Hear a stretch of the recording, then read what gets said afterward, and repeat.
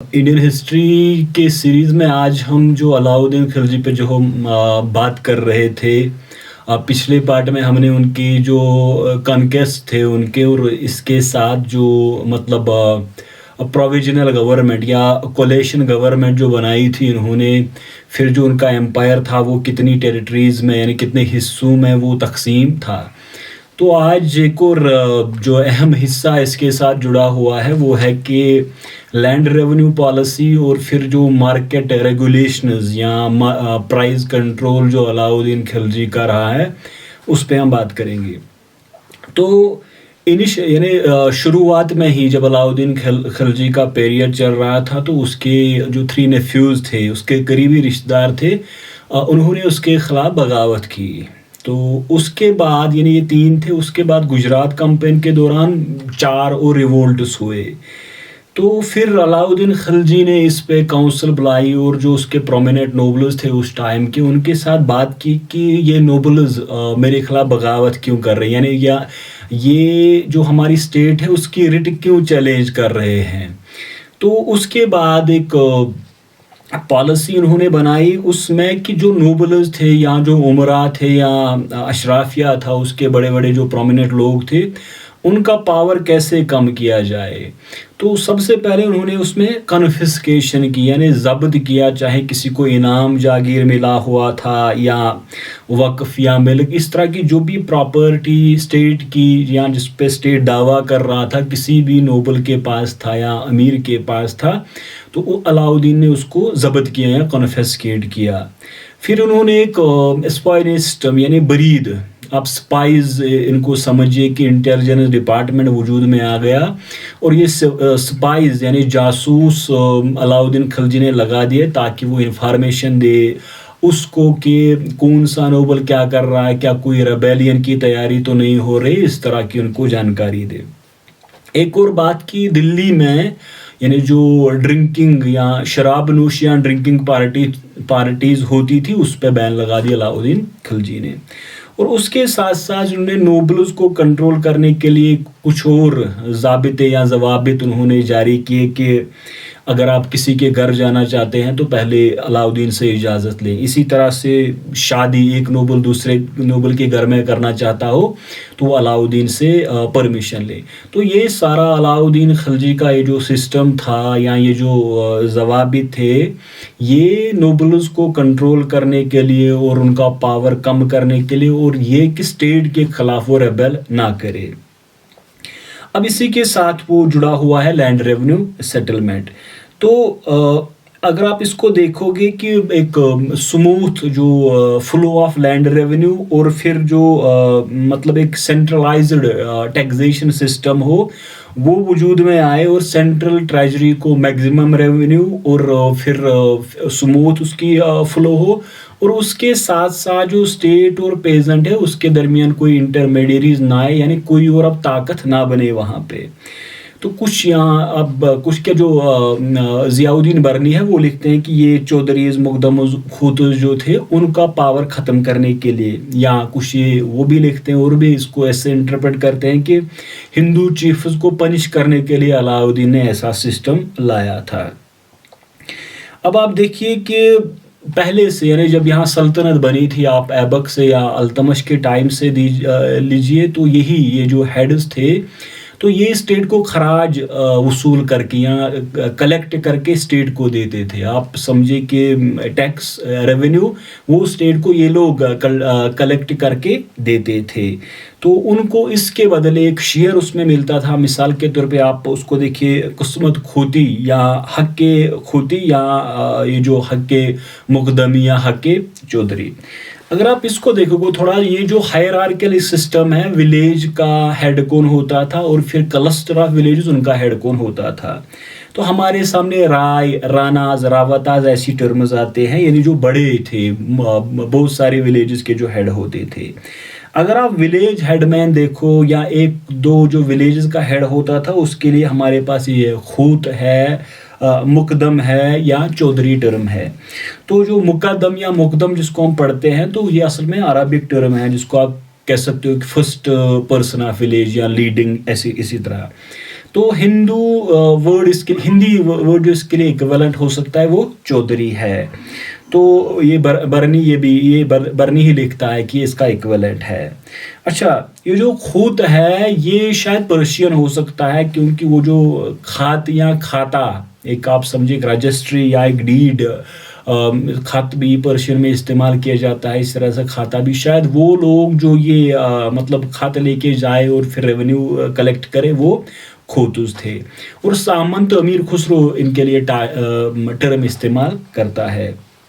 اب جب آپ علاؤدین کو دیکھو گے تو وہ پیزنٹ کے ساتھ ڈائریکٹ ایک کنٹیکٹ قائم کرنا چاہتے تھے اور پھر اس کے ساتھ جو یہ کھوتوز تھے، مقدمز تھے، چودھریز تھے، یہ تو خود کوئی ٹیکس نہیں دیتے تھے اور پورا اپنا وہ برڈن پیزنٹ پہ ڈالتے تھے. تو علاؤدین کی یہ کوشش تھی کہ ایک ڈائریکٹ کنٹیکٹ ہو اور یونیفارم ایک ٹیکسیشن ہو، یعنی جس طرح ایک بالہار عام پیزنٹ ہے اور پھر اس علاقے کا چودھری یا مقدم ہو، ہر کوئی ایک طرح کا ٹیکس دے. تو پتہ چلتا ہے کہ انہوں نے اس کو مساحت یعنی میجرمنٹ کے بعد ایک کلٹیویٹر ٹیکس دے گا. اور یہ وہ ٹرم جو وفائی بیسواں یعنی 1/20 تو ہر بیگھا زمین کا 20واں حصہ یہ دے. اور یہ بالہار اور جو یہ مقدم یا چودھری ہر ایک کو یہ دینا ہوگا. اس کے ساتھ ساتھ ان کا پاور اور کرٹیل کرنے کے لیے اس نے یہ کہا کہ پاسچر لینڈ یعنی جس کو ہم چرائی کہتے ہیں تو اس کو ڈیفائن کیا جائے. یعنی آپ کے جو گھر کے مویشی ہے کیٹل وہ اس جگہ وہ گھاس چرنے کے لیے آتے ہیں گریزنگ کے لیے، تو اب آپ کو اس پاسچر لینڈ پہ ٹیکس دینا پڑے گا جس کے لیے وہ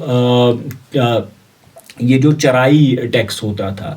پھر انڈیویجول ہاؤسز پہ اس کو گری یا گڑی ٹیکس وہ دینا ہوتا تھا. تو یہ ڈائریکٹ ایک کنیکشن اسٹیبلش کرنے کے لیے پیزنٹ اور اسٹیٹ کے درمیان. اب آپ دیکھیے کہ یہ جو ٹیکس تھا اس کو 50% یعنی آپ سمجھے آدھا ٹیکس 50% جو بھی آپ کی پروڈکشن نکلتی ہے لینڈ سے وہ آپ کو اسٹیٹ کو دینی پڑے گی. اب یہ جو وفائے 20واں یعنی وفا جو ییلڈ ہے اور 20واں حصہ، تو ہم سمجھتے ہیں کہ شاید یہ ایڈیشنل یعنی ہر بیگھا زمین جو تقریباً 1.6 کنال کے قریب آتا ہے، تو ہر بیگھا زمین کا جو آپ کا پروڈکشن وہاں سے نکلے گی اس کا 20واں حصہ آپ کو اسٹیٹ کو دینا پڑے گا. تو ایک تو ہاف پروڈکشن اس کے ساتھ ساتھ یہ 20واں حصہ. اور ایک اور جو اس میں سمجھنے والی بات ہے کہ یہ کس جگہ پہ اس کو امپلیمنٹ کیا گیا، تو اگر آپ مورلینڈ کو دیکھو گے تو وہ لکھتے ہیں کہ یہ دلی ہے یعنی بائی ڈگریز یعنی دھیرے دھیرے کر کے پہلے دلی میں، اس کے بعد دوآب میں، پھر ایسٹ آف روہیل کھنڈ اودھ اور بہار کو چھوڑ کے، پھر جو کچھ حصے مالوا کے تھے اور راجپوتانہ کے گجرات کو چھوڑ کے، اس طرح سے جو پنجاب تھا ملتان کو چھوڑ کے آپ سمجھے کہ اس علاقے میں اس ریگولیشن یا ضوابط کو امپلیمنٹ کیا گیا. تو اچھا اب یہ جو موٹیو تھا علاؤدین کا کہ ایک ڈائریکٹ کنیکشن اسٹیبلش ہو، لیکن پتہ چلتا ہے کہ اس کے لیے ایک ریونیو مشینری کی بہت زیادہ ضرورت، یعنی بہت زیادہ آفیشلز کی ضرورت تھی، محاصل جو عامل تھے، اسی طرح سے امستاذ، پھر چودھری، مقدم یعنی جو یہ کلیکٹ کر کے دے اسٹیٹ کو. تو اسی وجہ سے کچھ کہتے ہیں کہ جو ریونیو ڈپارٹمنٹ میں اس سے ایک بے انتہا کرپشن جنم لیا اس چیز نے، کیونکہ بہت زیادہ ریونیو آفیشلز کی ضرورت پڑی تاکہ وہ ڈائریکٹ کنیکٹ کرے. اس کے ساتھ جڑا ہوا ہے جس کو ہم کہتے ہیں مارکیٹ ریگولیشنز یا پرائز کنٹرول جو علاؤدین خلجی کا. تو اس کو کہتے ہیں کہ سلطنت پیریڈ کی سب سے بڑی جو ایڈمنسٹریٹو کامیابی یعنی گریٹسٹ ایڈمنسٹریٹو اچیومنٹ آف سلطنت پیریڈ وہ یہی تھا جس کو آپ مارکیٹ ریگولیشن کہہ سکتے ہو. تو یہ اتنا مؤثر تھا یا افیکٹو تھا کہ دلی میں ان سالوں میں 12-13 سالوں میں کوئی فیمین نہیں ہوا، یعنی قحط سالی نہیں ہوئی. اچھا پرائسز وہ کنسسٹنٹلی ایک ہی لیول پہ رہے، کوئی فلکچویشن ان میں نہیں ہوئی.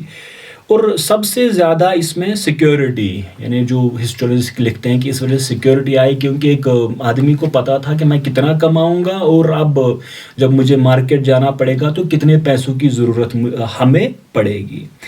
اب یہ کس لیے علاؤدین نے انٹروڈیوس کیے تھے مارکیٹ ریفارمز؟ تو ڈیبیٹ ہے، اگر آپ دیکھو گے تو موسٹ پروبیبل جو ملٹری نیڈز تھی ان کی، راجپوتانہ میں ایکسپیڈیشنز، گجرات میں ایکسپیڈیشنز، پھر لگاتار منگول انکرشنز ہو رہے تھے، یعنی لگاتار منگول ہندوستان پہ حملے کر رہے تھے، تو ایک بڑی آرمی بلڈ کرنے کے لیے اور پھر آرمی کے جو ایکسپینڈیچر تھا اس کو پورا کرنے کے لیے، پھر اتنی بڑی آرمی جب آپ بناتے ہو تو پھر اگر ان کی سیلری کم ہو تو وہ افورڈ نہیں کر سکتے ہیں کہ جو کماڈیٹیز یا فوڈ آرٹیکلز، ڈریس وغیرہ یا گھریلو سامان اس کو افورڈ نہیں کر سکتے تھے. تو اسی وجہ سے شاید علاؤدین خلجی نے، موسٹ پروبیبل یہی ہے کہ ملٹری نیڈ کی وجہ سے اس نے یہ ریگولیٹری مارکیٹ کنٹرول یا پرائز کنٹرول کی یہ ضوابط یا ضابطے لائے. اگر آپ صوفی لٹریچر کو تھوڑا دیکھو گے تو یہ جو ناصر الدین چراغ دہلوی یا امیر خسرو، تو اس کو ایک ویلفیئر، یعنی ایک ویلفیئر ان کا موٹیو تھا، لوگوں کے لیے اس نے کیا تھا. اب آپ دیکھیے کہ 3 طرح کی ہمیں باتیں چلتی ہیں. ایک تو یہ کہ جنرل مارکیٹ جس کو آپ کہیں گے گرین کے لیے، جس کو منڈی کا لفظ ہمارے یہاں کتابوں میں آتا ہے کہ ایک منڈی علاؤدین خلجی نے بنائی اور 7 ریگولیشنز اس میں لگائی. ایک تو کہ پرائز یہاں پہ گرین کے فکس کیے گئے. اچھا، اسی طرح سے کابل الوغ خان، اس کو شہنائی منڈی یہاں پہ بنایا گیا، آپ سمجھے کہ ایک سپرنٹینڈنٹ آف منڈی. پھر اسی طرح سے جو سلطانی سٹورز تھے، یعنی جو رویل گرینریز تھی، ان میں گرین سٹور کیا جائے. اچھا، لگاتار گرین ٹرانسپورٹ ہو، اور اسی طرح سے مطلب ریگریٹنگ یا احتکار، یعنی اس سے روکا جائے لوگوں کو. اور پھر مطلب یہ جو آفیسرز تھے ان سے ایک ڈیڈ سائن کی جاتی کہ وہ ڈائریکٹ یا جو کنسسٹنٹ سپلائی آف گرین وہ منڈی کی طرف وہ ہمیشہ سے، یعنی اس کو اوپن رکھے تاکہ گرین پہنچ جائے یہاں پہ. اس کے بعد ڈیلی رپورٹس، یعنی ہر دن وہ رپورٹس حاصل کرتے تھے شہنا سے، بریدز سے، اور جو منیاز تھے یا منیان، آپ سمجھے سیکرٹ سپائز تھے. تو ایک گرین لگاتار اویلیبل ہو دلی میں، اس کے پرائزز میں فلکچویشن نہیں ہو، اور جو پرائیویٹ وہ مطلب ٹریڈ تھا وہاں پہ دلی میں وہ نہ کوئی کر سکے. تو ڈائریکٹ یہ جو مرچنٹس تھے، اب اس میں ملتانیوں کو دیکھیے، وہ فیلڈز میں جائے، وہاں سے گرین خریدے اور ڈائریکٹ وہ ٹرانسپورٹ کرے اس کو دلی کی منڈیز میں. اس کے بعد ایک اور چیز یہاں پہ مطلب جس کو ہم سرائے عدل کہتے ہیں، یعنی سرائے عدل پیلس آف جسٹس کا مطلب اس کی ٹرانسلیشن ہوتی ہے. تو یہ ایک سبسڈائزڈ مارکیٹ تھا، یعنی سبسڈی جہاں پہ ملتی ہر طرح کے آرٹیکلز، یعنی کموڈیٹیز جو تھی. تو ہمیں پتہ چلتا ہے کہ یہ بدایو گیٹ کے کوشک سبز اس جگہ پہ یہ بنایا گیا تھا. تو یہاں پہ پرائز، یعنی پرائز لسٹ یہاں پہ رکھا گیا تھا. پھر یہ جو مرچنٹس تھے ان کی رجسٹریشن کی جاتی، پھر یہ جو ملتانی تھے ان کو اس کام کے لیے لگایا جاتا. اور اسی طرح سے پرمٹ آفیسرز یا آفیسر جس کو کہ پروانہ رئیس، تو ان کو یہاں پہ اپوائنٹ کیا جاتا. یعنی یہ وہ مارکیٹ تھا جہاں پہ ہر طرح کی مطلب ایک آپ سمجھے کہ ایک جو چیزیں دستیاب ہوتی تھی وہ ہونی چاہیے. اس کے بعد علاؤدین نے مطلب جو ایک اور یہاں پہ مارکیٹ بنایا وہ ہارسز، سلیوز اور کیٹل کے لیے، یعنی گھوڑوں کے لیے. پھر جو یہاں پہ سلیو سسٹم تھا، نوکر، اور اسی طرح سے جو کیٹل تھے ان کے لیے یہاں پہ ایک اور مارکیٹ بنایا. تو اس میں ایک تو پرائزز فکس کیے گئے تھے، یعنی ہر قسم کے جو گھوڑے تھے ان کا پرائز فکس کیا گیا، اور 3 طرح کے مطلب یہاں پہ گھوڑے پائے جاتے تھے. اور پھر اس میں ایک اور مقصد تھا کہ جو مڈل مین، یعنی جو اسٹیٹ کو گھوڑے بیچتے ہیں، تو ان کو مطلب ختم کیا جائے، یعنی ایلیمنیشن، جو مرچنٹس بیچ میں آتے ہیں ان کو یہاں سے ختم کیا جائے. اور اسی طرح سے جو دلال تھے، بروکرز تھے، ان کا سپریشن ہو، اور پھر پرسنل انویسٹیگیشن ہو. یعنی آپ سمجھے کہ اس ٹائم جتنے بھی چیزیں ضرورت تھی ہر ایک کے لیے علاؤدین نے یہاں پہ یہ ایک ہم سمجھے ایک سسٹمیٹک طریقے سے ریگولیٹ کرنے کی کوشش کی، اور اس سے مارکیٹ کنٹرول بھی ہو اور پرائز بھی کنٹرول ہو. تو اس میں 3 طرح کے تھے. ایک تو آپ سمجھے کہ منڈی، یعنی وہ جنرل مارکیٹ تھا جہاں گرین آتا تھا.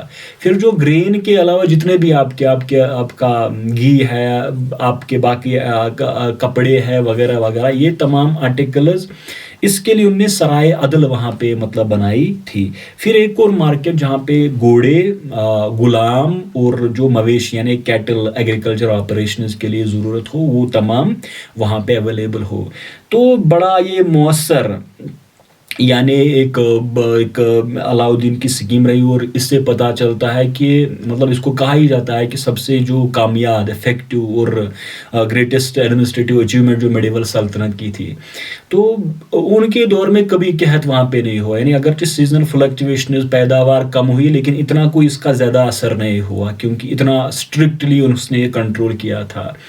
اس کے ساتھ پرائزز یعنی فلکچویٹ ایک ہی طرح کی مطلب قیمت چیزوں کی ان کے پورے پیریڈ میں رہی. لیکن اس میں یہ بات تھی کہ یہ سب کچھ وہ مطلب بائی فورس یا کمپلشن، اس میں وہ اسٹیٹ کی مشینری کو استعمال کر کے اس نے لاگو کروایا، اور اس کے مطلب مر جانے کے ساتھ ہی یہ اس کی یہ ریگولیشنز بھی ختم ہو گئی. لیکن یہ ایک بہت بڑا کام تھا یہ مارکیٹ ریگولیشن. تو زیادہ پروبیبل یہی ہے کہ مطلب یہ ملٹری نیڈس کے لیے تھا. تو اس کا ایک اور آتا ہے یعنی ریلیجن کے متعلق بڑا سیکولر آدمی تھا قاضی مغیث یا کوتوال کے ڈسکشنز میں پتہ چلتا ہے. اور اس کے ساتھ ساتھ ایک اور بات کہ وہ شاید کوئی سکندر ثانی بننا چاہتا ہے، کچھ کہتے ہیں وہ ایک نیا ریلیجن بنانا چاہتا ہے. تو یہ تو ہے کہ وہ مطلب کوئی خاص زیادہ اس کو مذہب کے ساتھ دلچسپی نہیں تھی، بلکہ وہ سمجھتا تھا کہ جو اسٹیٹ کے لیے بہتر ہے میں وہی کروں گا. تو اب ہم نیکسٹ پارٹ میں اس میں مطلب ان کے جو سکسیسرز ہیں ان پہ ہم بات کریں گے، اور اسی پہ اس کو کنکلوڈ کر کے بعد میں جب ہم اکانومی پہ یا پالیٹی پہ بات کریں گے تو اس میں اور اس کو تھوڑا بہت ڈسکشن کریں گے. Thank you.